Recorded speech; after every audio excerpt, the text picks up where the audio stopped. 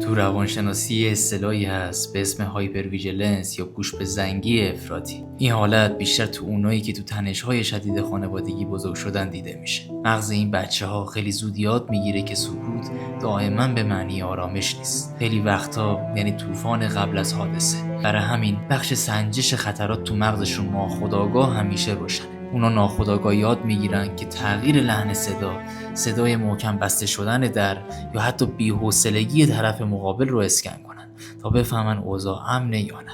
تراژدی اصلی اینجاست که این بچه بزرگ میشه ولی اون الگوی مغزی باهاش میمونه. تو بزرگسالی اگه پارتنرش یا دوستش یه لحظه بره تو خودش، این آدم از درون به هم میریزه. فکر میکنه حتما من کاری کردم، حتما دوباره قراره همه چی خراب شه. این بچه ها معمولا زودتر از بقیه بزرگ میشن، نه به خاطر اینکه دلشون میخواست، به خاطر اینکه مجبور بودن همیشه حواسشون به همه چی باشه تا دنیاشون از هم نپاشه.